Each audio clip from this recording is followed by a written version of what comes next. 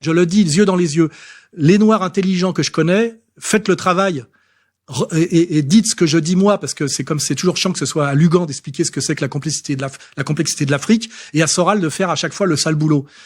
Il faut vraiment être très con et très manipulé pour faire de Floyd un héros de la communauté noire. Parce que ça veut dire comme message, voilà, nous les Noirs, notre héros, ce qu'on est, on est des acteurs porno, c'est-à-dire des cons à grosses bites, drogués, délinquants, taulards, multirécidivistes. Or, excusez-moi, moi, les Noirs que je fréquente et que je connais, c'est pas ça. Contrairement à son meilleur pote qui a fini joueur NBA, lui, sa vie, ça a été une longue liste de condamnations, qui n'empêche pas sa petite amie de le qualifier d'ange envoyé sur Terre. Condamnations dont, bizarrement, aucun média français ne s'est fait la liste. Je vous mets au défi de la trouver sur un média français. Il faut aller sur le site du Daily Mail pour trouver la liste des condamnations de George Floyd. Les médias français n'ont communiqué que la liste des condamnations du policier Derek Chauvin, qui est responsable de sa mort. Donc là, déjà, il y a un double mesure, double poids, double éthique, qui est quand même choquant. Et cette stratégie, qui est une stratégie de manipulation de gauche, et gauche, on sait ce que ça veut dire. Quand la gauche n'est pas sociale, ça veut dire en général État profond qui manipule les minorités. C'est ça que ça veut dire, rien d'autre. Et vous verrez que c'est exactement ça.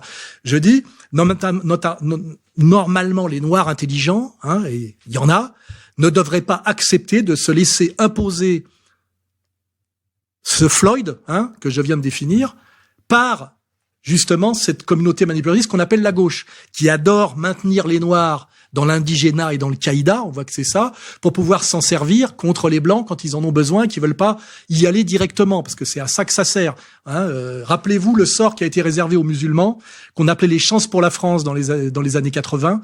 Il y en avait que pour carte de séjour et quand il y avait un comique aussi, là, on a oublié, là.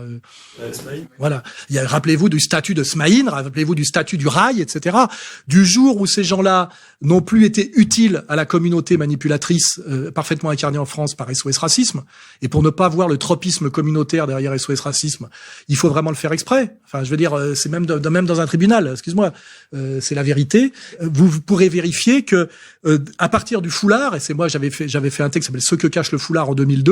Depuis les années 70 jusqu'au 21 avril 2002, pour faire simple, le discours dominant, officiel, nous interdisait de nous plaindre des délinquants nord-africains sous prétexte qu'ils étaient jeunes, argument 68, qu'ils étaient différents, argument communautaro-différentialiste, qu'ils étaient pauvres, argument marxiste, et surtout que leur ressentiment légitime leur venait de l'odieuse colonisation française. Or, chose étrange, depuis que le beurre de banlieue n'aboie plus sale français mais sale feuge, pour cause de solidarité imaginaire, comme dirait Alain Finkielkraut, avec les petits Palestiniens de l'intifada, ces mêmes intellectuels français, dont énumérer les patronymes friserait la faute de goût, eux qui nous avaient interdit de nous plaindre, eux qui exigeaient même que nous battions notre coulpe de vilains colons exploiteurs, nous intiment l'ordre, dans autant de médias à la botte, de châtier les vilains beurs, ni jeunes, ni différents, ni pauvres, ni victimes désormais, seulement machos et antisémites. Message on ne peut plus clair, dans la République française, être anti-français ce n'est rien, mais être anti-israélien, c'est impardonnable. Alain Soral, Ce que cache le foulard. Quand ils ont décidé que le musulman, il l'a envoyé au casse-pipe et s'en servir de bouclier et de bouc émissaire, ils se sont retournés à 180 degrés. Et ce qu'ils font aujourd'hui avec les Noirs, ils feront la même chose. Car aujourd'hui, qu'est-ce qu'on voit avec cette soi-disant combat antiraciste pour défendre Floyd? On voit mis en scène dans le monde entier les pires représentants de ce qui pourrait être la communauté noire. Oh, shit!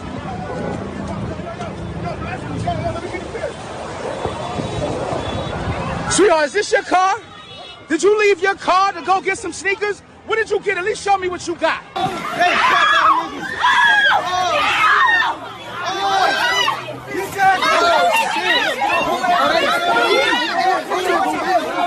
C'est pas Farrakhan qui a adoubé le Floyd là. I don't have no army.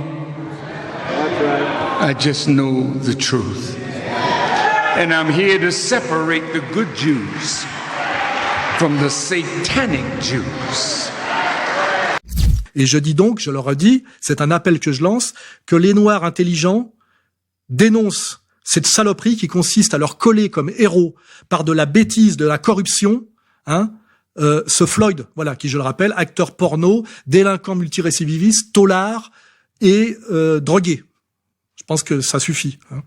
Donc il est temps que vous là, qui organisez les manifestations inutiles, que vous nous laissiez tranquilles, vivre notre vie tranquillement. On en a marre. Moi, quand je marche en route, je me sens mal parce que quand on me regarde en tant qu'Africaine, on associe mon image aux gens comme vous. Alors que je ne suis pas comme vous. Je ne réfléchis pas comme vous. Ça suffit. On en a plus que marre de vous entendre. Fermez-la.